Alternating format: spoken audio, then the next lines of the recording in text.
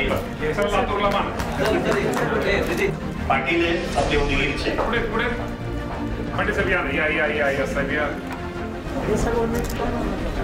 श्री शिवाजी महाराज की Ganpati Bappa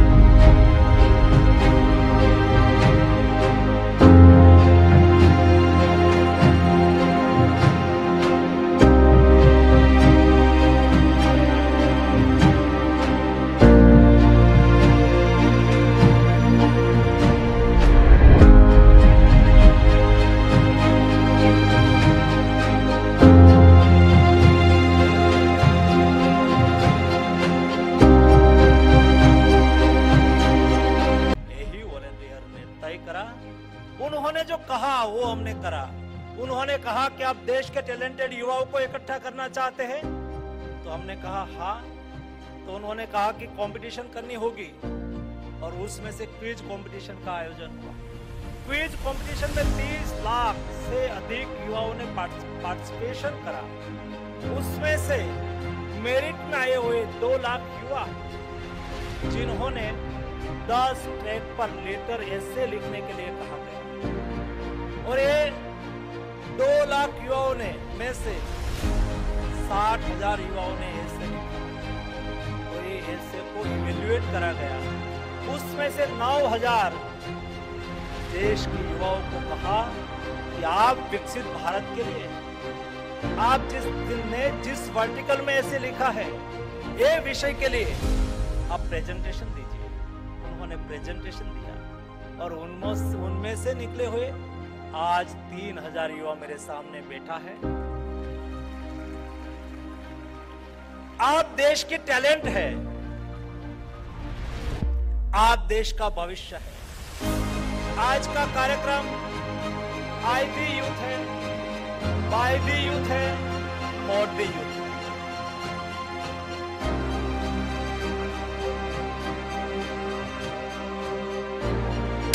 Ladies and gentlemen, let's make some noise for the one and only Palki Sharma Upadhyay ma'am. His contributions reflect his deep commitment to preserving creativity and history.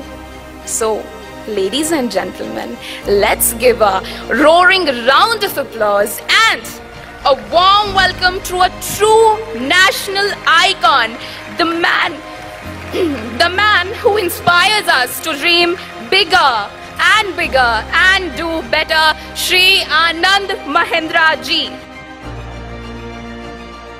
Good morning, Palki, and good morning to you all.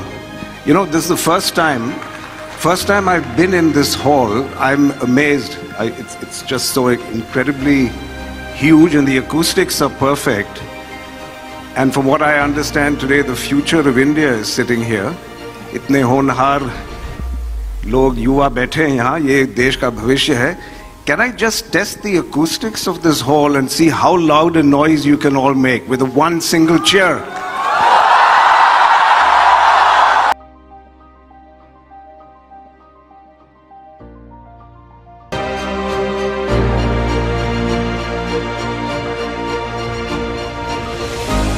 हमारे प्रधानमंत्री जी का सपना है कि 2047 में हमें ये देश एक विकसित भारत के रूप में हमें देखना है। और आज यहाँ पे उपस्थित सभी बच्चों से मैं आग्रह करना चाहूँगी कि इस मिशन में आज हमें सब लोगों को इस मिशन में हमें जुड़ना है, और एक विकसित भारत होते वक्त हमें देखना है।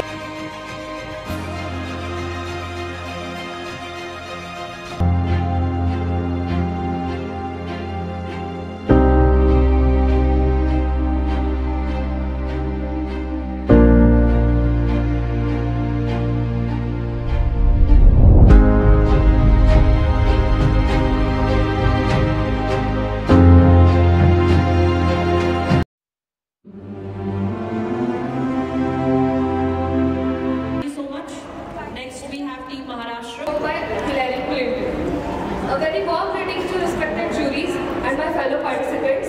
We are Team Maharashtra. I am Sakshi, Vaishnavi and Somna. So moving forward, I would like to start the presentation with the introduction about social indicators. The very basic and broad understanding about it is the factors that contribute to the nation building and its development as a whole. 2017 में miss world की competition में मानसी शिखर जी से पूछा गया कि देश में ऐसा कौन सा पेशा है जिसके लिए सबसे ज़्यादा सैलरी देनी चाहिए। तब उस पर उस सवाल का जवाब देते हुए उन्होंने कहा कि माँ को सबसे ज़्यादा सम्मान मिलना चाहिए। ये सम्मान उसके लिए पैसों के रूप में नहीं बल्कि प्रेम, लव और उनके लिए लव मिलना चाहिए। मतलब हमारे देश में स्त्रियों को तो स्वीकार है, लेकिन स्त्रियों के इंसानियत पे वजूद पे बार बार सवाल किया है। इसलिए मुझे लगता है वुमेन एम्पावरमेंट करने की सबसे ज़्यादा जरूरत है। यही नहीं, हम सब कहते हैं कि हर सक्सेसफुल पर्सन के पीछे महिला का हाथ होता है, लेकिन क्या यही बात, यही सेंटेंस हम अपने राष्ट्र के लिए भी कह सकेंगे? जब हम अपने राष्ट्र के लिए कह सकेंगे तभी हमारा भारत विकसित भारत होगा। For example, Maharashtra and Draupadi slide, that is vision. When talking about vision, how can I forget Mahatma Gandhi? There is a wise quote said by him that if you want to empower the society, empower the women first. The Indian government has taken steps towards women empowerment such as schemes like Beti Bachao Beti Padhao and initiatives like Stand Up India to support women in business. First of all, we must ensure everyone has equal access to education. We must promote equal job opportunities and equal pay. Equal human development index should also be ensured. We are already aware that India is a culturally rich society, but the current time demands the creation of ideologically rich society, where men will be equal to women, where women will be seen with unbiased lenses and without any prejudices, where medieval period had seen many types of feminists coming out, be it Punyashlok Ahilyabai Holkar, be it Savitribai Phule or any other. The process is not going to be easy. There will be many obstacles which are deep-rooted, which have been slowly developed, transcended into venomous systems such as Sati Pratha, Parda system, Vardakshina of which Parda system and Vardakshina still persistent in society, the patriarchal mindset of society which has been slowly and systematically developed in society. मुझे लगता है महिला सक्षमीकरण में सबसे बड़ी बाधा है महिलाओं की नेतृत्व में सीमित।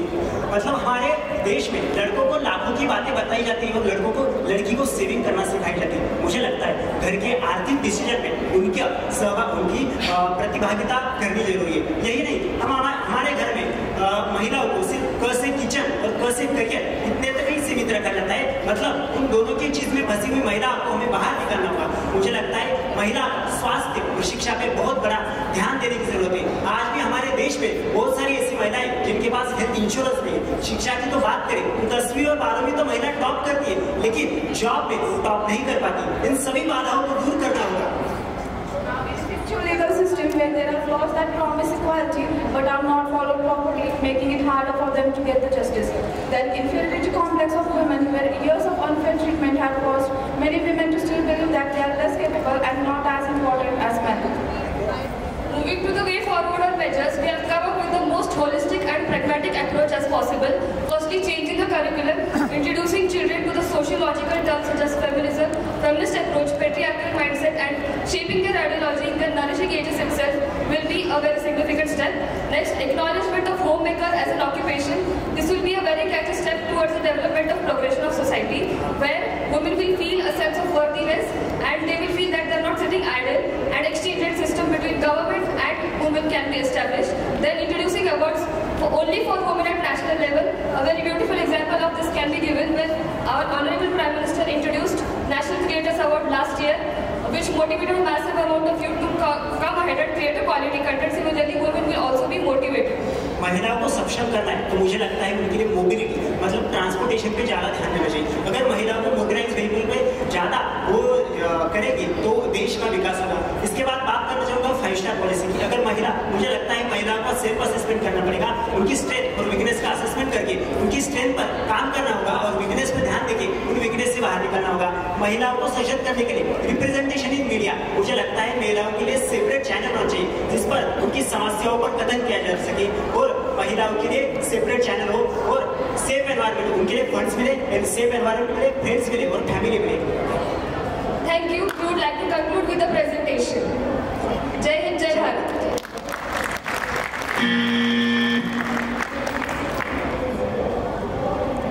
Thank you, Team Maharashtra. Next, we have Manipur team performing. After Manipur, Meghalaya and Mizoram, please be ready.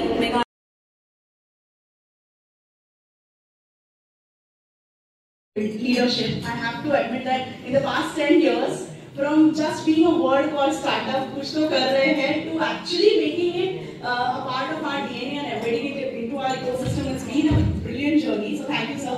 But sir, when they want to do VC funding, etc., available to them. But for manufacturing, economical reforms in India.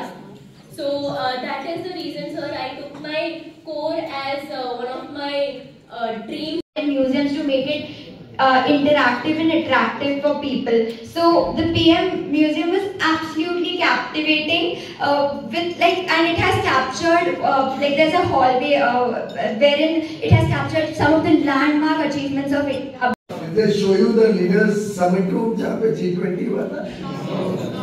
QR code and sir, one alphanumeric believe, sir, with this seamless process, we may actually overcome a lot of hurdles and integrate it into our web portal where we send reminders of compliances and everything. Awareness nahi ja rahi hai. QR code and sir, one alphanumeric that will integrate everything together. And I believe, sir, with this seamless process, we may actually overcome a lot of hurdles and integrate it into our web portal where we send reminders. क्या बनोगे आगे चल के?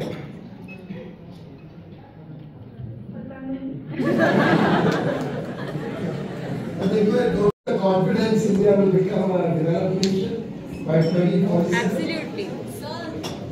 Yeah. दोनों बोलेंगे। अपना नाम बताइए, क्या पढ़ रहे हैं, क्या बनना है आपको लाइफ में। Try to connect with them, उनके साथ भी थोड़ा नाम एक्सचेंज करो, नंबर एक्सचेंज करो, क्योंकि आगे चल के ये भी फ्रेंडशिप्स फ्लोरोसिस झालं, ऑस्टिओपोरोसिस झालं, याला कमी करण्यासाठी आम्ही एक हर्बल इन्ग्रेडियंट असणारा ड्रॉप तयार केलाय आणि जसं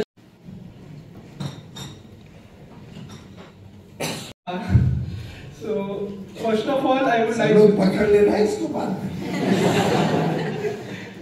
So first of all I would like to thank the government for giving us such a nice opportunity here to meet not only the youth, fellow youth of the country, also the decision makers today of our country. About the this is a long time plus traveling you've done together.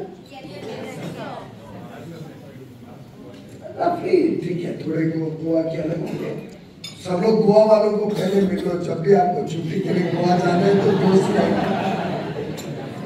But you must try to meet everybody. अभी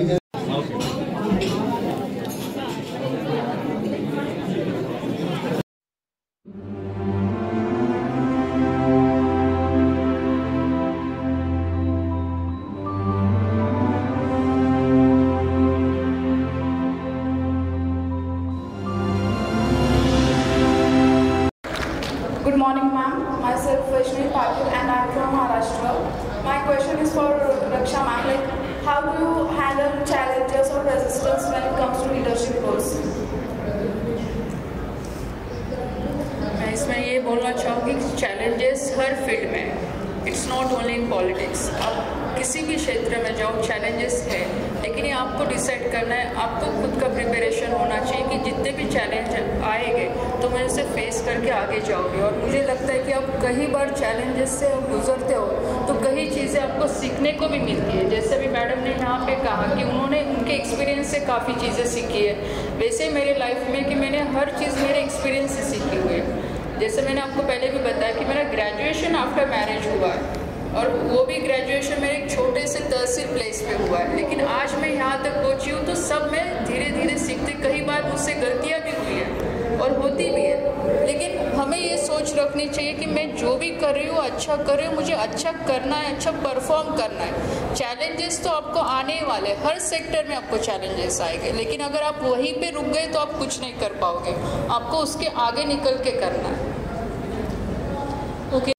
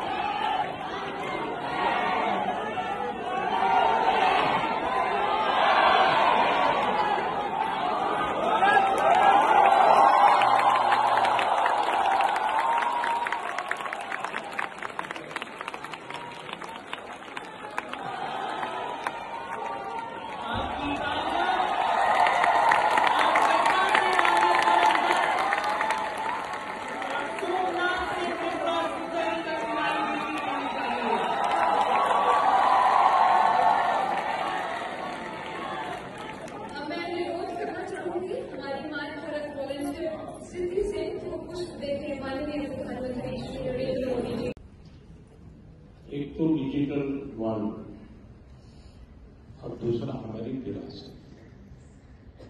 देखिए, दुनिया में gaming एक बहुत बड़ा industry है।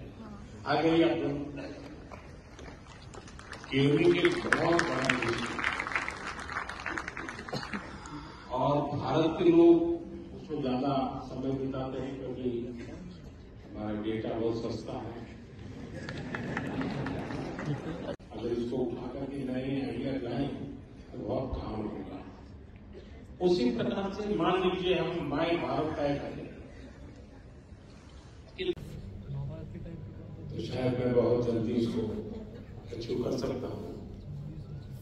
तो एक तरह ये है कि हमारे पास जितनी पांडुलिपि है, हस्तलिखित बहुत सारी चीजें बिखरी पड़ी हुई अनेक जगह पर है।